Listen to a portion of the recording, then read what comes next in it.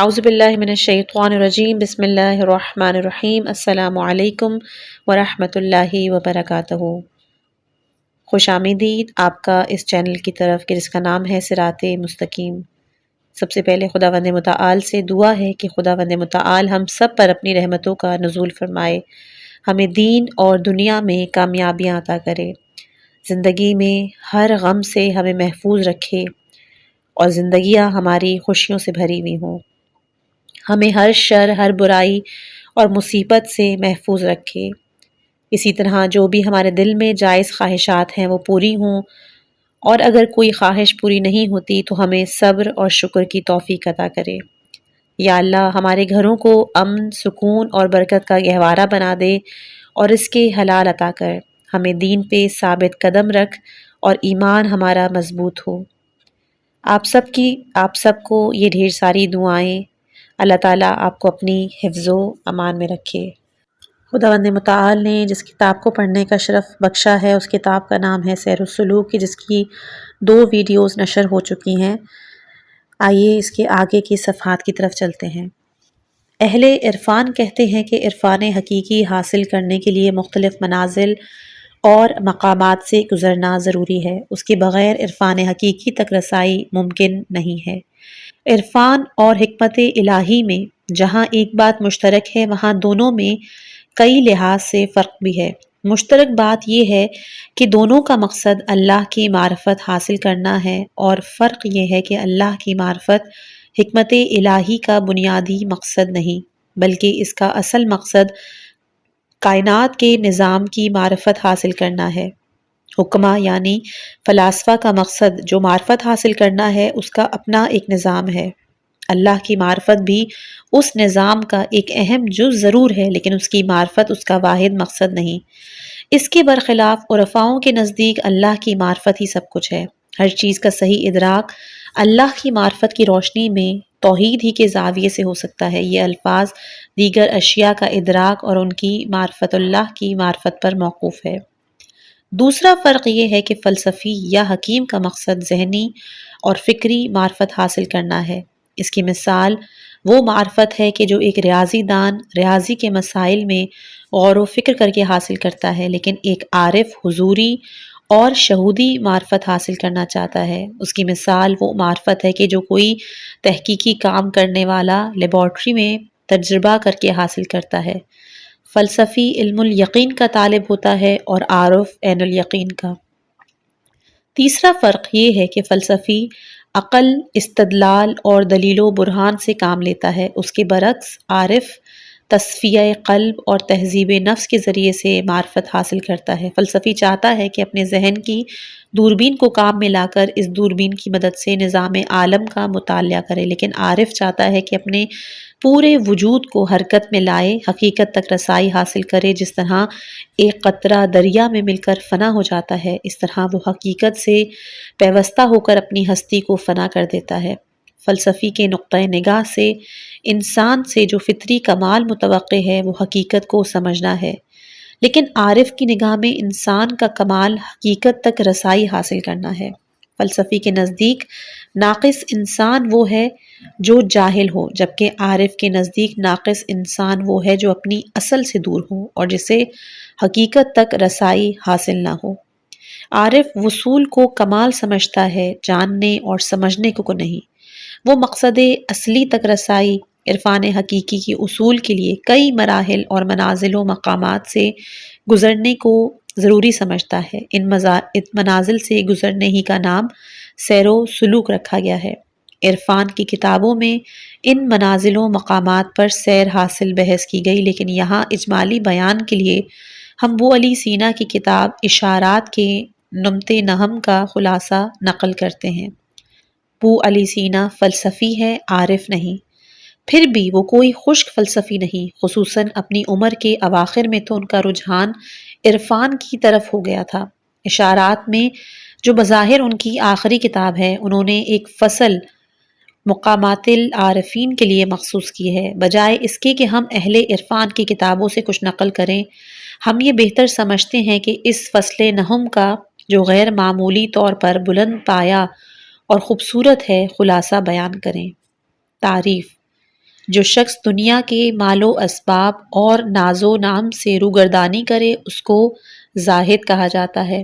جو شخص پابندی سے نماز، روزہ وغیرہ جیسی عبادات بجا لائے وہ عابد کہلاتا ہے۔ جو شخص اپنے خیالات کو غیر اللہ کی طرف متوجہ ہونے سے باز رکھے اور اپنی توجہ عالم قدس کی طرف مرکوز کر دے تاکہ اس کی روح نور الہی کی ضیاپاشیوں سے منور ہو سکے، اسے عارف کہا جاتا ہے۔ بسا اوقات ان میں سے 2 یا 3 خصلتیں ایک ہی شخص میں جمع ہو سکتی ہیں۔ اگرچہ یہاں ابو علی سینا نے زاہد، عابد اور عارف کی تعریف کی ہے، لیکن ضمناً اس میں زہد، عبادت اور عرفان کی تعریف بھی آ گئی ہے، کیونکہ زاہد، عابد اور عارف کی ان خصوصیات کا ذکر جن کی بنا پر انہیں زاہد، عابد اور عارف کہا جاتا ہے، در حقیقت زہد، عبادت اور عرفان ہی کی تعریف ہے۔ اس تعریف سے یہ نتیجہ نکلتا ہے کہ زہد کے معنی میں دنیاوی خواہشات سے روگردانی، عبادت کے معنی ہے نماز، روزہ، قرآن کی تلاوت اور اسی قبیل کے دوسرے مخصوص اعمال کا بجا لانا، اور عرفان کے معنی ہے ذہن کو ماسوا اللہ سے ہٹا کر ذات حق پر مرکوز کرنا تاکہ قلب نور حق کی تابانی سے فیض یاب ہو سکے۔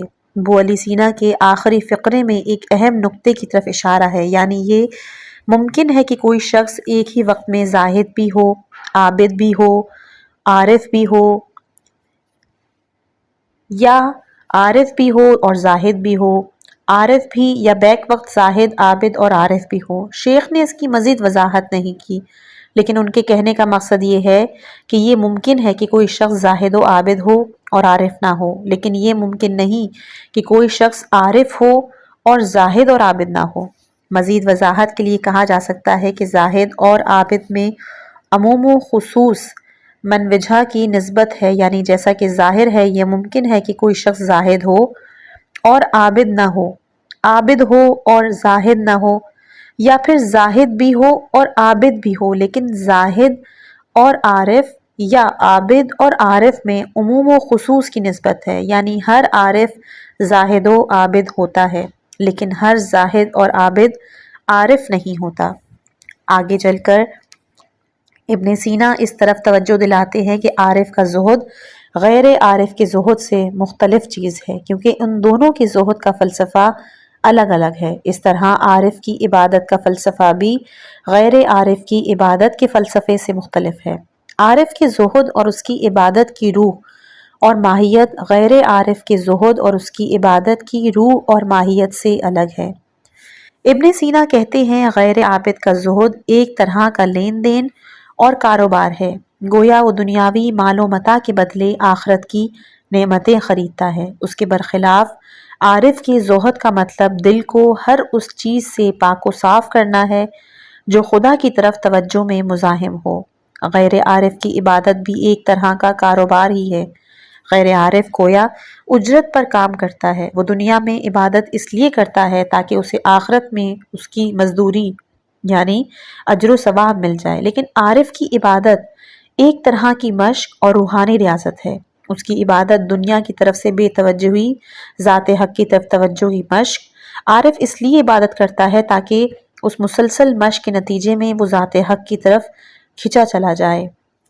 عارف کا مقصد، ابن سینا کہتے ہیں کہ عارف صرف خدا کا طالب ہے، اسے اور کسی چیز سے غرض نہیں، اس کی نظر میں معرفت الہی سے بڑھ کر کوئی چیز نہیں، وہ اللہ کی عبادت اس لیے کرتا ہے کہ حق تعالی شانہ عبادت کا مستحق ہے، عبادت اس کی ذات پاک سے تعلق کی ایک مناسب اور شائستہ شکل ہے۔ عارف کی عبادت میں خوف یا لالچ کا کوئی عنصر نہیں ہوتا، مطلب یہ ہے کہ عارف اپنے مقصد کے لحاظ سے موحد ہے، وہ فقط خدا کا طالب ہے، اسے خدا کی طلب اس لیے نہیں ہوتی کہ اس طرح دنیا یا آخرت کی نعمتیں حاصل ہو سکیں گی، کیونکہ اسی صورت میں مقصود بالذات تو یہ نعمتیں ہوئیں اور خدا محض ان کے اصول کا ذریعہ اور وسیلہ رہ گیا۔ اس صورت میں تو در حقیقت معبود اور مطلوب حقیق نفس ہوگا، کیونکہ یہ نعمتیں نفس ہی کو خوش اور مطمئن کرنے کے لیے درکار ہیں۔ عارف جو کچھ چاہتا ہے خدا کے لیے چاہتا ہے، اگر اس کو خدا کی نعمتوں کی بھی طلب ہوتی ہے تو محض اس لیے کہ یہ نعمتیں خدا کی دین اور اس کا فضل و احسان ہیں۔ غیر عارف خدا کی نعمتوں کی خاطر خدا کا طالب ہے اور عارف خدا کی خاطر اس کی نعمتوں کا خواہاں ہے۔ اب یہاں پر ایک سوال پیدا ہوتا ہے، وہ یہ کہ اگر یہ صحیح ہے کہ عارف خدا کے سوا کسی اور چیز کا طلبگار نہیں، تو وہ خدا کی عبادت کیوں کرتا ہے؟ عبادت کا کوئی مقصد تو ضرور ہونا چاہیے۔ شیخ الرئیس بو علی سینا اس کا جواب یہ دیتے ہیں کہ عارف کی عبادت کا مقصد اور اس کا محرک دو میں سے ایک چیز ہے، یا تو یہ کہ معبود خود عبادت کا مستحق ہے۔ عارف خدا کی عبادت اس لیے کرتا ہے کہ وہ عبادت کے لائق ہے۔ اس کی مثال ایسی ہی ہے جیسے کہ کوئی آدمی جب کسی شخص یا کسی شے میں کوئی نمایاں خوبی دیکھتا ہے تو اس کی تعریف کرنے لگتا ہے۔ اگر اس تعریف کرنے والے سے پوچھا جائے کہ تم یہ تعریف کیوں کرتے ہو، اس تعریف سے کیا فائدہ، تو وہ یہی جواب دے گا کہ میں نے اس شخص یا اس چیز کی تعریف کسی فائدے کے خیال سے نہیں کی، میں نے تو اس کی تعریف فقط اس لیے کی ہے کہ میں نے اسے تعریف کے قابل سمجھا۔ ہر شعبے کی باکمال ہستیوں کی تعریف کی یہی صورت ہے۔ عارف کی عبادت کی ایک اور وجہ خود عبادت کی ذاتی خوبی ہے۔ عبادت چونکہ بندے اور خدا کے درمیان رشتہ اور تعلق ہے، اس لیے یہ ایک ایسا کام ہے کہ جو انجام دینے کے لائق ہے، لہٰذا یہ ضروری نہیں کہ عبادت کسی لالچ یا خوفی کی وجہ سے کی جائے۔ امیر المومنین امام علی علیہ السلام کا ایک مشہور قول ہے کہ خدایا، میں نے تیری عبادت تیری دوزخ کے خوف سے یا تیری جنت کے لالچ میں نہیں کی، بلکہ میں نے تیری عبادت اس لیے کی ہے کہ میں نے تجھے عبادت کے لائق پایا۔ اس قول میں عبادت کی وجہ معبود کا عبادت کے لائق ہونا بیان کیا گیا ہے۔ عرفا اس نقطے پر بہت زور دیتے ہیں کہ اگر آدمی کا مقصد زندگی میں بالخصوص عبادات میں ذات حق کے سوا کچھ اور ہو تو یہ ایک طرح کا شرک ہے۔ حق تعالیٰ کی معرفت قطعاً اس شرک کی ضد ہے۔ اس بات کو عرفا نے بڑے دلچسپ انداز میں بیان کیا ہے اور دلکش مثالوں سے سمجھایا ہے۔ ہم یہاں ایک مثال پر اکتفا کرتے ہیں کہ جو شیخ سعدی نے بوستان میں محمود و ایاز کے قصے کے ضمن میں بیان کی۔ سعدی کہتے ہیں، کسی نے سلطان محمود غزنوی پر اعتراض کیا کہ ایاز تو حسین بالکل نہیں ہے، تعجب ہے کہ سلطان اس پر عاشق ہیں، جس پھول میں رنگ ہو نہ بو، اس پر بلبل کے فریفتہ ہونے کا کیا معنی؟ کسی نے یہ قصہ محمود کو جا کے سنایا۔ اس نے سوچ کر کہا کہ جناب، میں تو اس کی عادات و خصائل کا شیدائی ہوں، اس کی سر و قامتی پر فریفتہ نہیں۔ سعدی کہتے ہیں کہ میں نے سنا ہے کہ ایک دفعہ ایک اونٹ راستہ تنگ ہونے کے باعث گر گیا اور اس پر زر و جواہر کا جو صندوق لدا ہوا تھا وہ گر کے ٹوٹ گیا۔ سلطان نے مال کی ذرا پرواہ نہیں کی اور بعجلت تمام وہاں سے روانہ ہو گئے۔ جو سوار اس کے ساتھ تھے وہ جواہر سمیٹنے میں لگے رہے۔ سلطان کے ساتھ سوائے ایاز کے اور کوئی نہیں آیا۔ سلطان اسے دیکھ کر بہت خوش ہوا اور پوچھا، جانے من تم وہاں سے لوٹ کے مال میں سے کیا اٹھا کر لائے؟ ایاز نے جواب دیا، میں نے تو آپ کے پیچھے پیچھے چلا آیا، میں نے آپ کی خدمت میں چھوڑ کر دولت کی طرف توجہ نہیں کی۔ یہ قصہ بیان کرنے کے بعد سعدی اپنا اصل مقصد اس طرح بیان کرتے ہیں، غرض دوست چشمت بے احسان اوست، تو دربند خویشی نہ دربند دوست، کہ اگر تمام نظریں دوست پر نہیں اس کی فیاضی پر ہیں تو تم دوست سے نہیں اپنی ذات سے محبت کرتے ہو۔ ایک اور شعر کا ترجمہ ہے کہ یہ طریقت کے خلاف ہے کہ اولیاء اللہ خدا کے سوا کسی اور چیز کی تمنا کریں۔ پہلی منزل۔ ابن سینا کہتے ہیں، سیر و سلوک کی پہلی منزل وہ ہے جسے اہل عرفان ارادہ کہتے ہیں۔ ارادہ اس شوق و رغبت کا نام ہے جو آدمی میں چاہے کسی دلیل سے یا محض ایمان کی برکت سے اس طریقے کو مضبوط پکڑنے کے لیے پیدا ہوا ہو جس سے حقیقت تک رسائی ہوتی ہے۔ تبھی روح اور زمین میں حرکت پیدا ہوتی ہے تاکہ وہ مقصود حقیقی کو پالے۔ سیر و سلوک کی اس پہلی منزل کہ جو ایک لحاظ سے پورے عرفان کی جان ہے، کچھ وضاحت کی ضرورت ہے۔ اہل عرفان ایک اصول کے قائل ہیں جس کو وہ ان الفاظ میں بیان کرتے ہیں، النہایات ہی الرجوع الی البدایات، یعنی آغاز کی طرف لوٹنا ہی انجام ہے۔ یہ ظاہر ہے کہ انتہا کا عین ابتدا یا انجام کا عین آغاز ہونا دو ہی طرح سے ممکن ہے۔ ایک تو یہ کہ حرکت خط مستقیم کے ساتھ ساتھ ہو، اور متحرک چیز ایک خاص نقطے پر پہنچنے کے بعد اپنی سمت بدل لے اور جس راستے سے آئی ہے اسی راستے سے واپس ہو جائے۔ فلسفے میں یہ ثابت ہو چکا ہے کہ سمت بدلنے کی صورت میں وقفہ ضرور ہوگا، گو یہ وقفہ کتنا ہی غیر محسوس ہی کیوں نہ ہو۔ اس کے علاوہ یہ دو حرکتیں دو متضاد سمتوں میں ہوں گی۔ دوسرا مفروضہ یہ ہے کہ حرکت ایک ایسے خط منتہی کے ساتھ ساتھ ہو جس کا فاصلہ ایک معین نقطے سے ہر جگہ برابر، بلفاظ دیگر حرکت دائرے کی شکل میں ہو۔ ظاہر ہے کہ اگر حرکت دائرے کی شکل میں ہوگی تو قدرتی طور پر جس نقطے سے آپ شروع ہوئے ہو اسی پر ختم ہوگی۔ جو متحرک چیز دائرے کی شکل میں حرکت کرے گی وہ پہلے تو نقطۂ آغاز سے دور ہٹتی چلی جائے گی اور آخر ایک ایسے نقطے پہ پہنچ جائے گی جو نقطۂ آغاز سے بعید ترین فاصلے پر ہوگا۔ یہ وہ نقطہ ہوگا اگر نقطۂ آغاز سے دائرے کا قطر کھینچا جائے تو اسی نقطے پر ختم ہوگا۔ اس نقطے پر پہنچنے کے بعد متحرک شے بغیر کسی وقفے کے نقطۂ آغاز کی طرف لوٹنا شروع ہو جائے گی۔ اہل عرفان حرکت کے اس خط کو کہ جو نقطۂ آغاز سے بعید ترین نقطے تک جاتا ہے قوس نزول، اور اس خط کو کہ جو بعید ترین نقطے سے نقطۂ آغاز تک آتا ہے قوس صعود کہتے ہیں۔ فقط نقطۂ آغاز سے بعید ترین نقطے تک اشیاء کی حرکت کا ایک خاص فلسفہ ہے جسے حکماؤں اصول علمیت اور عرفا اصول تجلی کے نام سے یاد کرتے ہیں۔ قوس نزول کے ساتھ ساتھ حرکت کے وقت اشیاء کی حالت ایسی ہوتی ہے گویا وہ پیچھے سے دھکیلی جا رہی ہو۔ اس فلسفے کی بنیاد یہ ہے کہ ہر چیز اپنی اصل اور اپنے آغاز کی طرف لوٹنا چاہتی ہے۔ دوسرے لفظوں میں ہر غریب الوطن اپنے اصل وطن کو واپس جانا چاہتا ہے۔ اہل عرفان کا خیال ہے کہ یہ رجحان انسان سمیت کائنات کے ہر ذرے میں ہے، گو بعض اوقات انسان میں یہ رجحان نمایاں نہیں ہوتا کیونکہ دوسرے چکروں میں پڑ کر انسان ان سے غافل ہو جاتا ہے۔ بار بار کے توجہ دلانے پر پوشیدہ رجحان ظاہر اور نمایاں ہوتا ہے۔ اسی رجحان کے ظہور کا نام ارادہ ہے۔ در حقیقت ارادہ ایک مخفی شعور کی بیداری کا نام ہے۔ عبدالرزاق کاشانی نے اپنے رسالہ اصطلاحات میں جو شرح منازل السائرین کے حاشیے پر چھپا ہے، ارادے کی تعریف یوں کی ہے کہ ارادہ آتش محبت کا ایک شعلہ ہے جو دل میں فروزہ ہوتا ہے تو انسان حقیقت کی پکار پر لبیک کہنے لگتا ہے۔ خواجہ عبداللہ انصاری منازل السائرین میں ارادے کی تعریف یوں کرتے ہیں کہ ارادہ اپنی خوشی سے حقیقت کی پکار پر لبیک کہنے کا نام ہے۔ یہاں ایک نقطے کی طرف اشارہ کرنا ضروری ہے، وہ یہ کہ یہاں ارادے کو پہلی منزل کہا گیا ہے۔ مقصد یہ ہے کہ چند ابتدائی منازل کے بعد یہ پہلی منزل ہے۔ ان ابتدائی منازل کو ہدایات، ابواب، معاملات اور اخلاق کہا جاتا ہے۔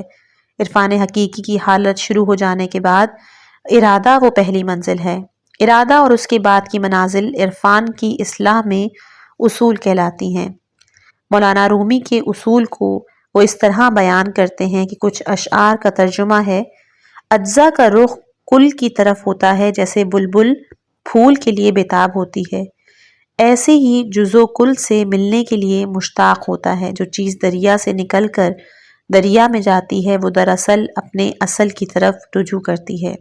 مولانا رومی نے اپنی مثنوی کے دیباچے کے آغاز میں بانسری کی فریاد سنا کر عرفان کی پہلی منزل یعنی ارادے کو عارفین کی اصطلاح میں بیان کیا ہے، جو اپنی اصل کی طرف واپسی کا شوق رکھنے کے ساتھ ساتھ تنہائی اور جدائی کے احساس سے عبارت ہے۔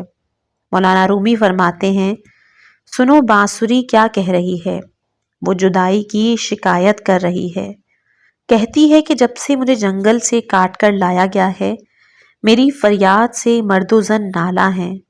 میں چاہتی ہوں کہ فراق سے میرا سینہ پھٹ جائے تاکہ میں اپنے درد شوق کا بیان کر سکوں جو اپنی اصل سے جدا ہو چکا ہے۔ وہ پھر وصال کے زمانے کی تلاش میں رہتا ہے۔ ابن سینا نے ارادے کی جو تعریف بیان کی اس کا مطلب یہ ہے کہ ارادہ اس شوق اور آرزو کا نام ہے جس کا احساس انسان میں اس وقت پیدا ہوتا ہے جب وہ اپنے آپ کو تنہا اور بے سہارا محسوس کرتا ہے اور چاہتا ہے کہ اس حقیقت سے پیوستہ ہو جائے۔ جس سے پیوستہ ہو کر نہ تنہائی کا احساس ہو اور نہ ہی بے بسی کا۔ ریاضت۔ ابن سینا کہتے ہیں ارادے کے بعد عارف کے لیے ریاضت ضروری ہے۔ ریاضت کے 3 مقصد ہیں۔ پہلا، ما سوا اللہ کو راستے سے ہٹانا۔ دوسرا، نفس امارہ کو نفس مطمئنہ کے تابع کرنا۔ تیسرا، باطن کو نرم بنانا تاکہ اس میں نورانیت کو قبول کرنے کی استعداد پیدا ہو۔ اس طرح پہلا مرحلہ تو ہوا ارادہ جو اس سفر کی ابتدا، دوسرا مرحلہ مشق اور تیاری کا، اس تیاری کو ریاضت کہا جاتا ہے۔ بعض مکاتب فکر کے خیال میں ریاضت سے مراد اپنے اوپر سختی کرنا، اپنے جسم کو تکلیف دینا ہے۔ اس کا نمونہ ہندوستان کے جوگیوں میں نظر آتا ہے، لیکن ابن سینا نے ریاضت کا لفظ اپنے اصل مفہوم میں استعمال کیا ہے۔ عربی زبان میں ریاضت کے اصل معنی ہے جوان اور نوکار گھوڑوں کی تربیت کرنا، ان کو سدھانا، خوش رفتاری سکھانا۔ بعد میں یہ لفظ جسمانی ورزش کے معنی میں بھی استعمال ہونے لگا۔ آج کل بھی عربی زبان میں ورزش کو ریاضت کہتے ہیں۔ اہل عرفان کی اصطلاح میں ریاضت کا بہرحال یہاں پر ریاضت سے مراد روح کی مشق اور تیاری ہے، جس کی 3 مقصد ہیں۔ پہلے مقصد کا تعلق خارجی امور سے ہے، یعنی ان تمام اسباب کو ختم کر کے جو موجب غفلت ہو سکتے ہیں یکسوئی حاصل کرنا۔ دوسرے مقصد کا تعلق باطنی قوتوں کے انتظام اور روحانی پریشان خیالی کو دور کرنے سے ہے۔ اسی چیز کو نفس امارہ کو نفس مطمئنہ کے تابع کرنے سے تعبیر کیا گیا ہے۔ اور تیسرے مقصد کا تعلق روح کی باطنی کیفیت میں ایک طرح کی تبدیلی لانے سے ہے، جس کو تلطیف سر یا باطن کو نرم بنانا کہا گیا ہے۔ ابن سینا کہتے ہیں زہد حقیقی سے پہلا مقصد حاصل کرنے میں مدد ملتی ہے، یعنی زہد سے موانع و شواغل اسباب غفلت سے نجات مل جاتی ہے۔ دوسرا مقصد یعنی نفس امارہ کو نفس مطمئنہ کے تابع کر کے روح کی پریشان خیالی کو دور کرنے کے حصول میں کئی چیزوں سے مدد ملتی ہے۔ ایک تو عبادت سے، بشرط کہ حضور قلب سے ہو۔ دوسرے اچھی آواز سے جو ایسے روحانی کلام کی ادائیگی کے لیے استعمال کی جائے کہ جو دل پر اثر کرے اور ذہن میں یکسوئی پیدا کرے، جیسے آیات قرآنی، دعا و مناجات یا معرفت کے اشعار۔ تیسرے وعظ و نصیحت سے، بشرطے کہ واعظ یا ناصح پاک دل ہو، اس میں رہنمائی کی صلاحیت ہو، اس کا بیان فصیح و بلیغ ہو اور اس کی آواز نرم اور مؤثر ہو۔ تیسرے مقصد یعنی باطن کو نرم بنانے اور روح کی قدورتوں کو دور کرنے میں جن چیزوں سے مدد ملتی ہے، ان میں ایک تو ہے خیالات کا پاکیزہ ہونا، دوسری ہے پاک محبت، بشرطے کہ محبت ذہنی اور روحانی ہو، جسمانی اور شہوانی نہ ہو۔ محبت کا سبب محبوب کے اخلاق و شمائل ہوں، شہوت نہ ہو۔ پھر ابن سینا کہتے ہیں کہ جب عارف کا ارادہ اور اس کی ریاضت ایک خاص حد تک ترقی کر جائے تو اسے نور حق کی جھلکیاں نظر آنے لگتی ہیں۔ اس کے دل پر ایک نور نمودار ہوتا ہے جو بہت ہی لذت بخش ہوتا ہے، نہایت تیزی سے گزر جاتا ہے، گویا کہ بجلی چمکی اور غائب ہو گیا۔ اس حالت کو عرفہ اوقات کہتے ہیں۔ عارف جتنی زیادہ ریاضت کرتا ہے اتنی ہی کثرت سے یہ حالت پیش آتی ہے۔ جب وہ اور ترقی کرتا ہے تو یہ کیفیت بغیر ریاضت کے بھی طاری ہونے لگتی ہے۔ جب وہ ذرا بھی کوئی جھلک دیکھتا ہے تو اس کا خیال عالم قدس کی طرف متوجہ ہو جاتا ہے، اس پر ایسی حالت طاری ہو جاتی ہے کہ اسے ہر چیز میں خدا کا جلوہ دکھائی دینے لگتا ہے۔ اس مرحلے پر پہنچ کر اس پر بسا اوقات ایسی حالت طاری ہوتی ہے کہ وہ بے چین ہو جاتا ہے۔ اس کی بے چینی کا احساس پاس بیٹھے ہوئے شخص کو بھی ہوتا ہے۔ پھر ریاضت کی کثرت سے یہ بھی صورت ہوتی ہے کہ وہ وقتی کیفیت وہ سکون میں بدل جاتی ہے، یعنی جو بات پہلے کبھی کبھی ہوتی تھی اور پریشانی کا باعث بنتی تھی، اب بار بار ہونے کے بعد آہستہ آہستہ عارف ان سے مانوس ہو جاتا ہے۔ اجنبی حالت جانی پہچانی کیفیت میں بدل جاتی ہے اور عارف اس سے مستقل طور پر مانوس ہو جاتا ہے، گویا اسے حق تعالیٰ کی مسلسل ہم نشینی کا شرف حاصل ہو جاتا ہے۔ وہ اس حالت سے خوب لطف اندوز ہوتا ہے۔ جب کبھی یہ کیفیت باقی نہیں رہتی وہ افسردہ و غمگین ہو جاتا ہے۔ شاید اس مرحلے تک تو عارف پر اس کی اندرونی کیفیت یعنی خوشی اور رنج کے آثار نظر آتے ہیں کہ پاس بیٹھے ہوئے شخص کو بھی ان کا احساس ہوتا ہے، لیکن جب عارف اس حالت سے اور زیادہ آشنا ہوتا ہے تو اس کی اندرونی کیفیت کے آثار کا ظاہر ہونا کم ہو جاتا ہے۔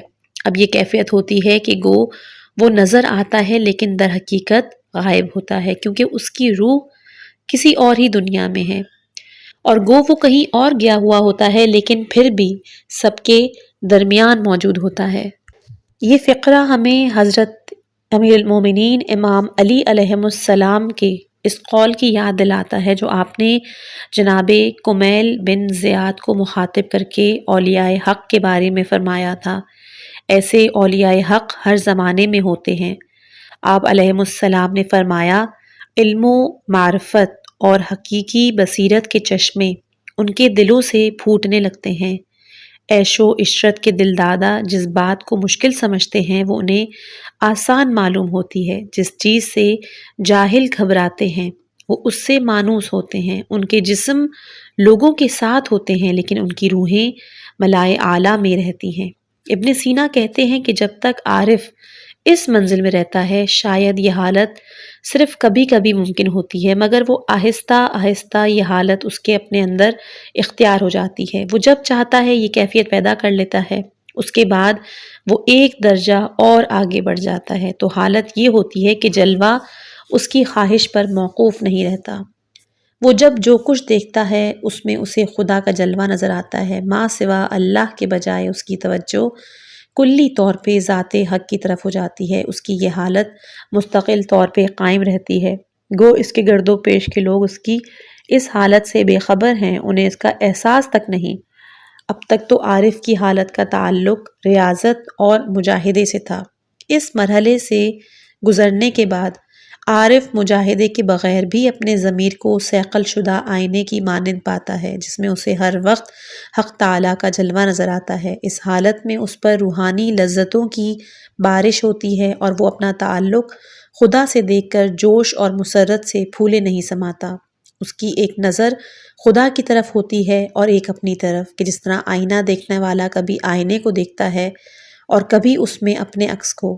اس سے اگلے مرحلے میں خود عارف کا وجود بھی اس کی نظروں سے اوجھل ہو جاتا ہے۔ اس کی نظریں فقط ذات حق پر ہوتی ہیں۔ وہ اگر اپنے آپ کو دیکھتا بھی ہے تو اس لحاظ سے کہ ہر مشاہدے میں دیکھنے والا بھی کسی نہ کسی طرح نظر آتا ہے، ٹھیک ایسے جیسے آئینہ دیکھنے میں توجہ تو عکس کی طرف ہوتی ہے، آئینے کی طرف نہیں، لیکن عکس کی طرف دیکھنے میں آئینے پر بھی لامحالہ نگاہ پڑتی ہے، لیکن یہ ضروری نہیں کہ آئینے کی خوبصورتی کی طرف بھی توجہ ہو۔ اس مرحلے پر پہنچ کر عارف واصل بحق ہو جاتا ہے اور اس کا خلقت سے حق تک سفر اختتام کو پہنچتا ہے۔ یہ تھا خلاصہ اشارات کے نہم کے ایک حصے کا۔ یہاں یہ نکتہ یاد دلانا ضروری ہے کہ عرفان ربانی 4 چیزوں کے قائل ہیں: سیر من الخلق الی الحق، سیر بالحق فی الحق، سیر من الحق الی الحق، اور چوتھا ہے سیر فی الخلق بالحق، یعنی پہلی سیر مخلوق سے خالق کی طرف ہے، دوسری سیر خود خالق میں ہے، یعنی اس مرحلے میں سالک یا عارف اسماء و صفات الہی سے آشنا اور صفات الہی سے متصف ہوتا ہے۔ تیسرے سفر میں وہ دوبارہ مخلوق کی طرف لوٹتا ہے مگر خدا سے جدا نہیں ہوتا، یعنی وہ خدا سے جدا ہوئے بغیر مخلوق کی ہدایت اور دستگیری کے لیے مخلوق کی طرف واپس آتا ہے۔ چوتھی سیر مخلوق کے درمیان سفر ہے مگر حق تعالیٰ کی معیت میں۔ اس آخری سیر میں عارف لوگوں کے ساتھ اور ان کے درمیان ہوتا ہے، ان کی حاجت روائی کرتا ہے تاکہ ان کو خدا تک پہنچانے کا ذریعہ بن سکے۔ ہم نے ابو علی سینا کی کتاب اشارات سے جو خلاصہ پیش کیا ہے وہ ان چاروں میں سے پہلے سفر سے متعلق تھا۔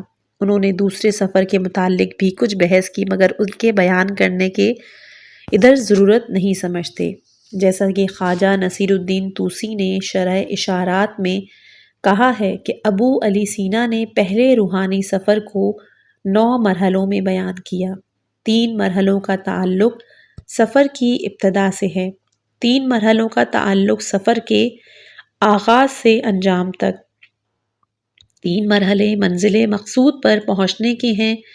شیخ کے کلام پر غور کرنے سے یہ نقطہ واضح ہو جاتا ہے۔ ریاضت سے، جس کا لفظی ترجمہ ورزش ہے، ابن سینا کی مراد وہ اعمال و اشغال اور مجاہدات ہیں کہ جو عارف انجام دیتا ہے۔ یہ مجاہدے بہت سے ہیں اور عارف کے لیے ضروری ہے کہ وہ انہی مجاہدوں کے دوران میں مختلف منزلیں طے کرے۔ ابن سینا نے یہاں اجمال سے کام لیا ہے، لیکن اہل عرفان نے اس موضوع پر بڑی تفصیل سے بحث کی جو عرفان کی کتابوں میں مثلاً ملا صدرہ کی اسفار اربعہ میں دیکھی جا سکتی ہیں۔ سیر و سلوک علامہ محمد حسین سنريهم آياتنا في الآفاق وفي أنفسهم حتى يتبين لهم أنه الحق أولم يكف بربك أنه على كل شيء شهيد ألا إنهم في مرية من لقاء ربهم ألا إنه بكل شيء محيط۔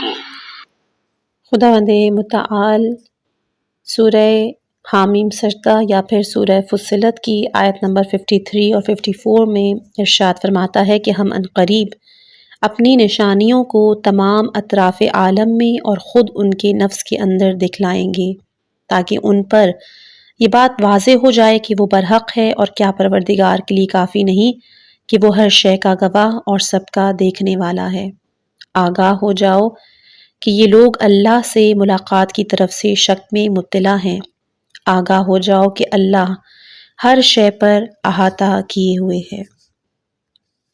مادی انسان مادیت کے تاریک صحرا میں زندگی بسر کرتا ہے، خواہشات نفسانی کے بحر بے قرار میں غوطے کھاتا رہتا ہے، ہر لمحہ مادی تعلقات کی ایک موج سے اٹھا کر ایک طرف پھینک دیتی ہے، اور ابھی وہ دم بھی نہیں لیتا کہ پہلے سے بھی زیادہ ایک خوفناک موج کہ جس کا سرچشمہ دھن، دولت اور بیوی بچوں میں دلچسپی ہوتا ہے، وہ اسے ایسے تھپیڑے دیتی ہے کہ وہ اس گہرے اور ہولناک سمندر کی تہہ میں غرق ہو جاتا ہے۔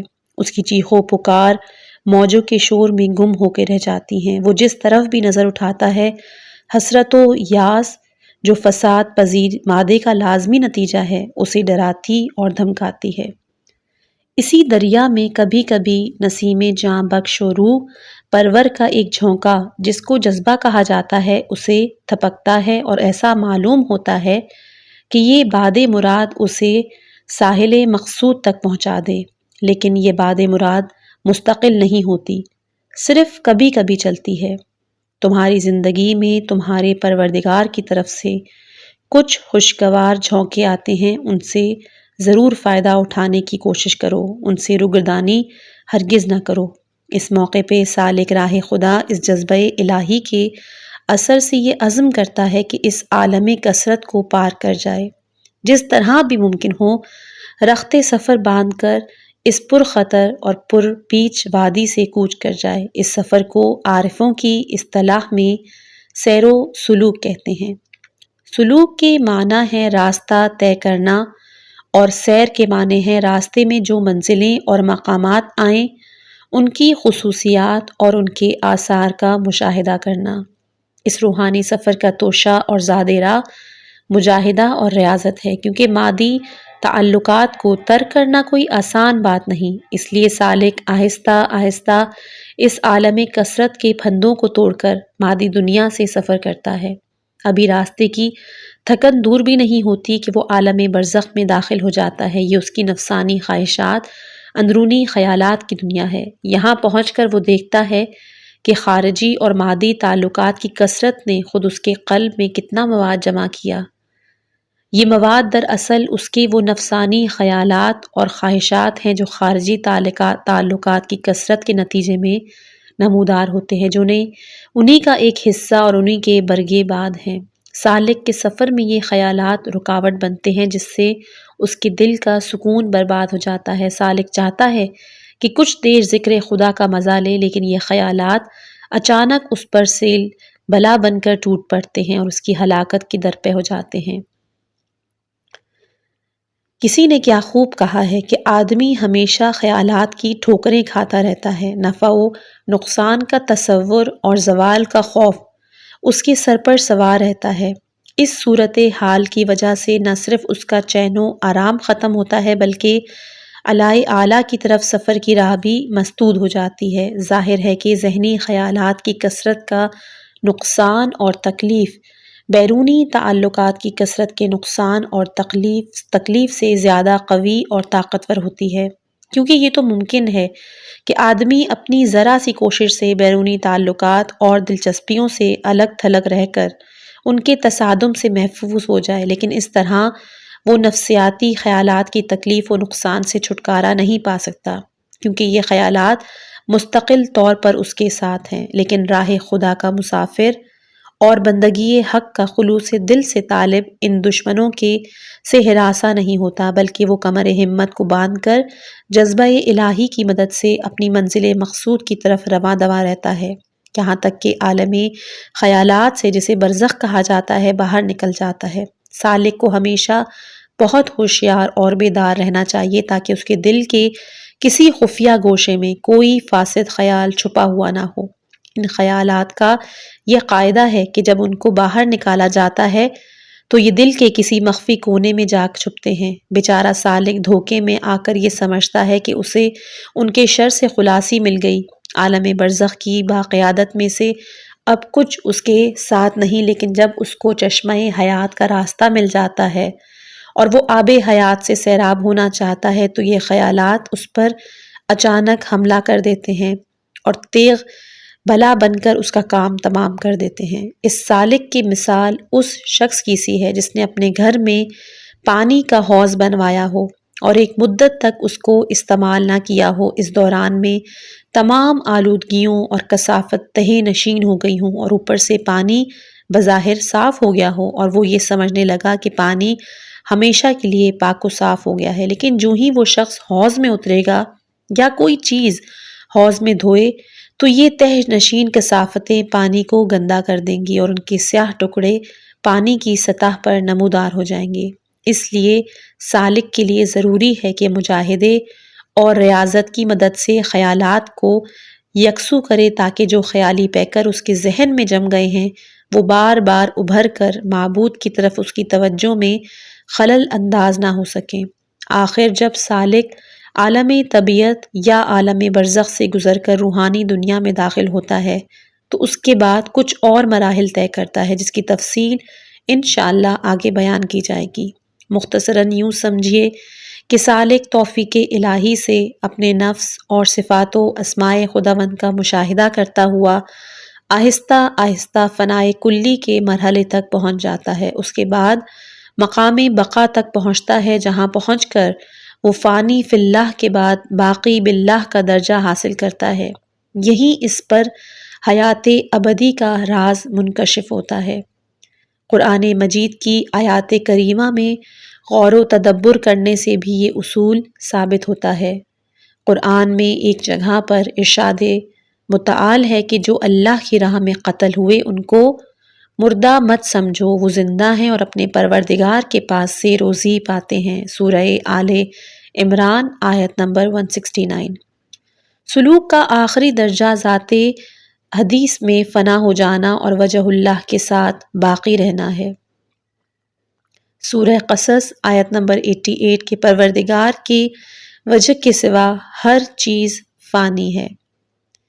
یہاں پہ جو وجہ کا ذکر ہوا ہے، وجہ خدا کے سوا جو اسماء خداوندی ہے اور جس سے خداوند تعالیٰ تمام موجودات میں متجلی اور ظاہر ہوتا ہے، تمام موجودات فنا ہو جائیں گی۔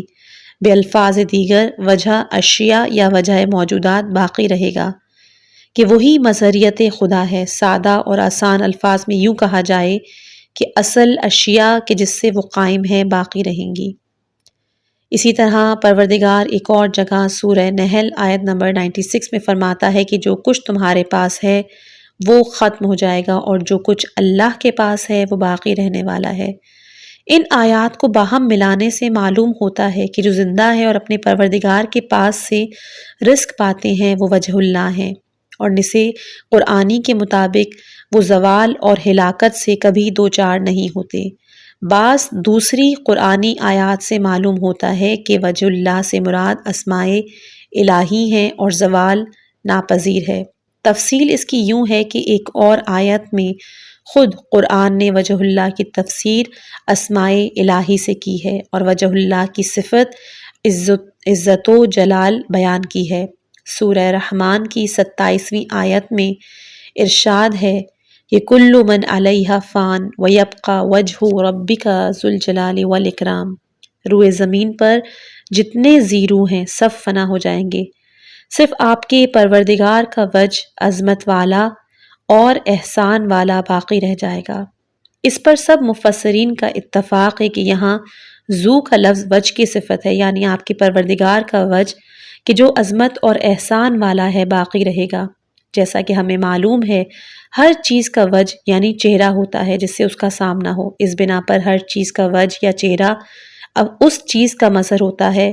اللہ تعالیٰ کے مظاہر اس کے اسماء و صفات ہیں، انہی کے واسطے سے اللہ کا تمام مخلوقات سے آمنا سامنا ہوتا ہے۔ اس وضاحت سے ہم اس نتیجے پر پہنچتے ہیں کہ تمام موجودات فانی اور زوال پذیر ہیں سوائے اللہ تعالیٰ کے اسماء جلالیہ اور جمالیہ کے۔ معلوم ہوا کہ جو سالکان راہ بلاحیا عند ربہم یرزقون کی سعادت سے فیضیاب ہوئے وہ در حقیقت خدا کے اسماء جلالیہ و جمالیہ کے مظہر ہیں۔ یہاں سے یہ بات واضح ہو گئی کہ ائمہ طاہرین نے جو فرمایا ہے کہ نحن اسماء اللہ، اس سے مراد ہیں اجتماعی حکومت یا امور شرعیہ و احکام دینیہ میں وساطت تو ایسا مرتبہ نہیں کہ جس کو ان الفاظ سے تعبیر کیا جا سکے، بلکہ اس کلام سے مراد وہی ذات احادیث میں فنا ہو جانا، وجہ اللہ کے ساتھ مستقل رہنا اور اللہ کی صفات جلالیہ و جمالیہ کا مظہر اتم بن جانا ہے۔ ظاہر ہے یہ رتبہ ایسا ہے کہ کسی مقام اور منصب کا اس سیر و سلوک سے متعلق ایک اہم اور ضروری چیز مراقبہ ہے۔ سالک کے لیے ضروری ہے کہ جب وہ اس راہ میں قدم رکھے اس وقت سے آخر تک مراقبے سے غافل نہ رہے۔ یہ سالک کے لیے بہت ضروری چیز ہے۔ معلوم ہونا چاہیے کہ مراقبے کے بھی مختلف درجات اور مراتب ہیں۔ سالک ابتدائی مراحل میں ایک طرح کا مراقبہ کرتا ہے اور بعد میں ایک اور طرح کا۔ سالک جس قدر ترقی کرتا جاتا ہے اتنا ہی اس کا مراقبہ زیادہ دقیق اور عمیق ہوتا جاتا ہے، یہاں تک کہ اس کا مراقبہ اس درجے کو پہنچ جاتا ہے کہ اگر وہی مراقبہ کسی مبتدی سے کرایا جائے تو وہ اس کو ہرگز نہ سہار سکے، بلکہ یا تو سلوک کو ہمیشہ کے لیے خیر بات کہہ دے گا یا پھر مجنوں یا ہلاک ہو جائے گا۔ لیکن مراقبے کے ابتدائی درجے طے کرنے اور سلوک کی راہ میں آگے بڑھنے کے بعد وہ بعد کے مراقبے کے اعلیٰ مراتب رفتہ رفتہ بجا لانے کے قابل ہو جاتا ہے۔ اس وقت کے لیے بہت سی ایسی چیزیں ممنوع اور حرام ہو جاتی ہیں کہ جو ابتدائی مراحل میں جائز اور مباح تھیں۔ اہتمام کے ساتھ سخت مراقبے کے نتیجے میں سالک کے دل میں عشق و محبت کے آثار پیدا ہونے لگتے ہیں، کیونکہ جمال و کمال مطلق سے عشق انسان کی فطرت میں داخل اور اس کی گھٹی میں پڑا ہوا ہے، لیکن مادیت کی محبت کا حجاب اس فطری عشق پر غالب آ جاتا ہے اور اسے ظاہر نہیں ہونے دیتا۔ مراقبے کے ذریعے آہستہ آہستہ یہ پردہ کمزور ہوتا چلا جاتا ہے اور بالآخر بالکل اٹھ جاتا ہے۔ اس وقت وہ فطری عشق پوری آب و تاب سے ظاہر ہو کر انسان کے ضمیر کی رہنمائی مبدعِ کمال و جمال کی طرف کرتا ہے۔ عارفوں کی اصطلاح میں اس مراقبے کو مے یا شراب سے تعبیر کیا گیا ہے، کیونکہ بقول غالب ہر چند ہو مشاہدہ حق کی گفتگو، بنتی نہیں ہے بادہ و ساغر کہے بغیر۔ عارفوں کے کلام میں اس میں سے نہیں مطلب دل جس سے ہے بیگانہ، مقصود ہے اس میں سے دل ہی میں جو کشتی ہے۔ جب عارف اس مراقبے میں دوام پیدا کر لیتا ہے تو حق تعالیٰ کے فضل و کرم سے اس پر انوار ظاہر ہونے لگتے ہیں۔ ابتدا میں یہ انوار بجلی کی طرح چمکتے اور ایک دم غائب ہو جاتے ہیں، لیکن رفتہ رفتہ یہ انوار قوی ہوتے جاتے ہیں، چھوٹے ستاروں کی طرح دکھائی دیتے ہیں، پھر مزید قوی ہو کر پہلے چاند اور پھر سورج کی شکل اختیار کر لیتے ہیں، کبھی کبھی روشن چراغ یا قندیل کی شکل میں بھی نظر آتے ہیں۔ ان انوار کو عارفوں کی اصطلاح میں نومے اور فانی کہا جاتا ہے، اور یہ موجودات برزخیاں ہیں۔ جب سالک اس مرحلے پر گزر جاتا ہے اور اس کا مراقبہ مزید قوی ہو جاتا ہے اور وہ مراقبے کی تمام شرائط کو ملحوظ رکھتا ہے تو اسے زمین و آسمان، مشرق و مغرب سب روشن اور نورانی نظر آنے لگتے ہیں۔ یہ نور نفس کا نور ہے کہ جو عالم برزخ سے گزرنے پر نظر آتا ہے۔ عالم برزخ سے نکلنے کے ابتدائی مرحلے میں جب نفس کی تجلیات شروع ہوتی ہیں تو سالک اپنے آپ کو مادمی صورت میں مشاہدہ کرتا ہے، بالفاظ دیگر اسے بسا اوقات یہ محسوس ہوتا ہے کہ وہ خود اپنے ہی برابر کھڑا ہے۔ یہ مرحلہ تجرد نفسی کی ابتدا ہے۔ علامہ الحاج مرزا علی قاضی رضوان اللہ علیہ فرماتے تھے کہ ایک دن میں کمرے سے دالان میں آیا تو کیا دیکھتا ہوں کہ میں خود اپنے برابر ساکت و صامت کھڑا ہوا ہوں۔ میں نے غور سے دیکھا تو ایسا معلوم ہوا کہ میرے چہرے پر گوشت پوست نہیں۔ میں پھر کمرے میں گیا، آئینے میں دیکھا تو میرا چہرہ ایسا خالی نظر آیا کہ ایسا پہلے کبھی نہیں دیکھا۔ اس طرح کبھی ایسا ہوتا ہے کہ اس کا کہیں وجود ہی نہیں، وہ کوشش کرتا ہے لیکن اسے اپنا پتہ نہیں ملتا۔ لیکن یہ سب مشاہدات تجرد نفس کے ابتدائی مرحلوں میں پیش آتے ہیں اور زمان و مکان کی قیود سے آزاد نہیں ہوتے۔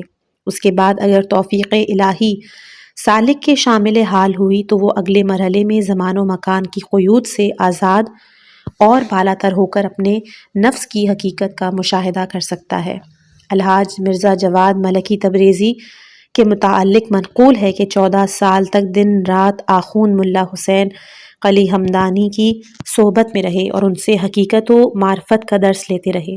وہ فرماتے ہیں کہ ایک دن استاد نے مجھ سے ایک شاگرد کا نام لے کر فرمایا کہ آج سے اس کی تربیت تمہارے ذمہ ہے۔ یہ شاگرد بڑا باہمت اور ارادے کا پکا تھا۔ 6 سال تک مراقبہ اور مجاہدہ کرتا رہا، یہاں تک کہ وہ اس قابل ہو گیا کہ ادراک نفس و تجرد نفس کے مقام پہ فائز ہو جائے۔ میں نے چاہا کہ اس شاگرد کو یہ سعادت خود استاد کے ہاتھ سے حاصل ہو، چنانچہ میں اس کو اپنے استاد کی دولت کدے پہ لے گیا۔ استاد سے اپنا مدعا بیان کیا، انہوں نے کہا کہ یہ کوئی بات نہیں، ساتھ ہی اپنے ہاتھ سے اشارہ کیا اور فرمایا تجرد ایسا ہوتا ہے۔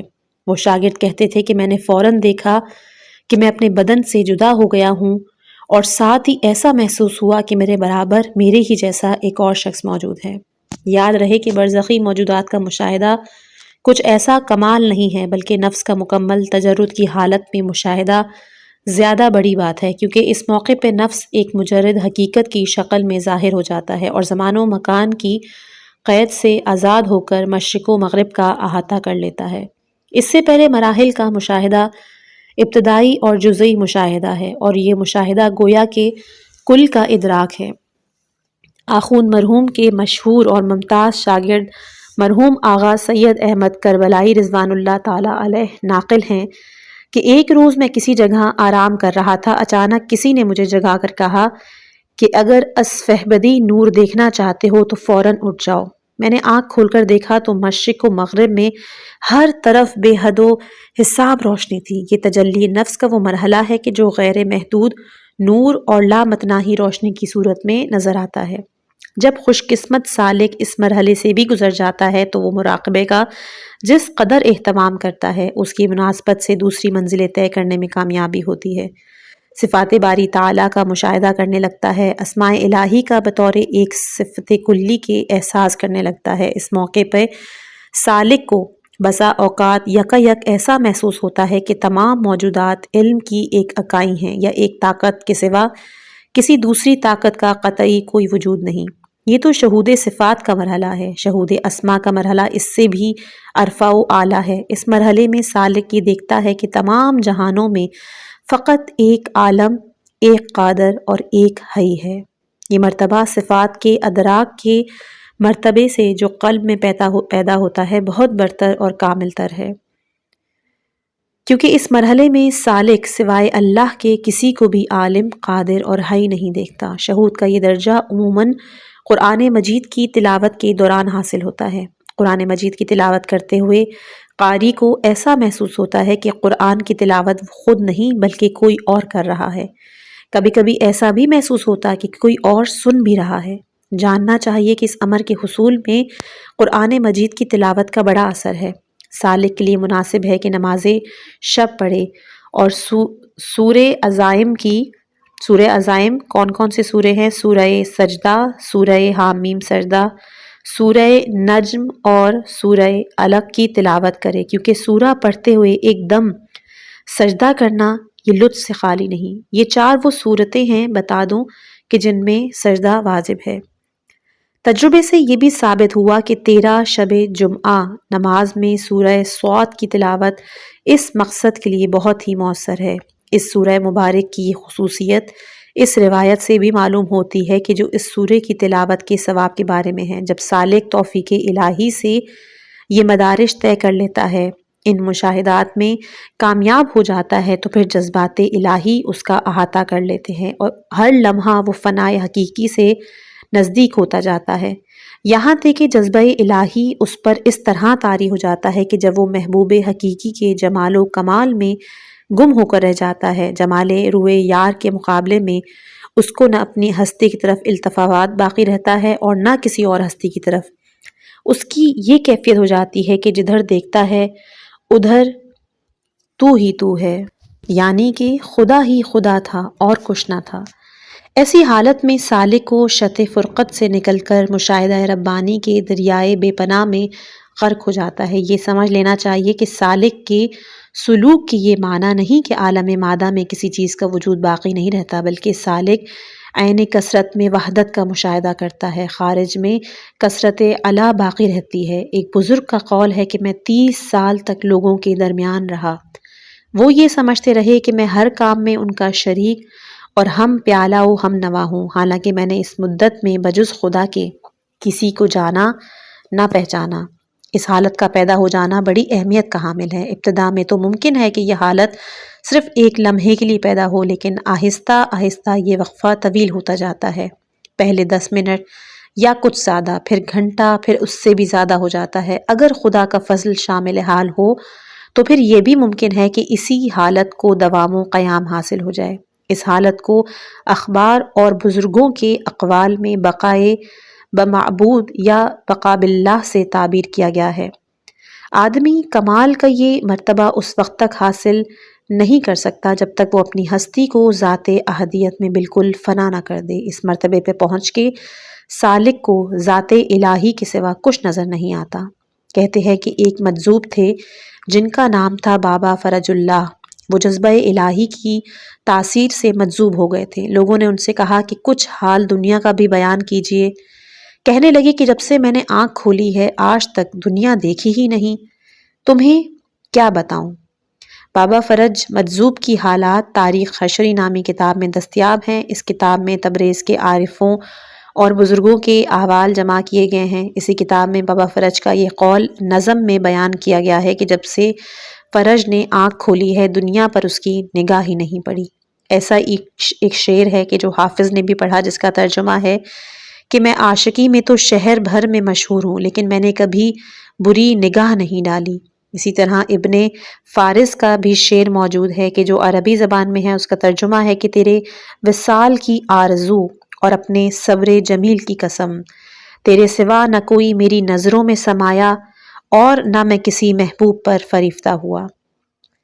ابتدا میں جب یہ شہود ابھی کمزور ہوتا ہے اسے حال کہتے ہیں اور یہ سالک کے اختیار سے باہر ہوتا ہے، مگر جب مراقبے کی مداومت و مواظبت اور اللہ کی مدد سے یہ شہود حال سے گزر کر مقام بن جاتا ہے، یعنی یہ کیفیت عارضی کے بجائے دائمی ہو جاتی ہے، تو اس پر سالک کا اختیار ہو جاتا ہے۔ یہ ظاہر ہے کہ قوی سالک وہی ہے جس کی توجہ ان احوال کے مشاہدے کے ساتھ ساتھ عالم کثرت کی طرف بھی باقی رہے، اور جو عالم کثرت اور عالم وحدت دونوں سے تعلق کو بحسن و خوبی نبھائے۔ یہ بہت ہی اونچا مرتبہ ہے، بڑی مشکل سے ہاتھ آتا ہے، بلکہ شاید انبیاء و اولیاء اور ان لوگوں کے ساتھ ہی مخصوص ہے جن پر اللہ تعالیٰ کی خاص نظر عنایت ہے۔ یہی وہ لوگ ہیں کہ جو لی مع اللہ حالات لا یسعها ملک مقرب، کہ اللہ کے ساتھ میرے تعلق کے جو حالات ہیں مقرب ترین فرشتے بھی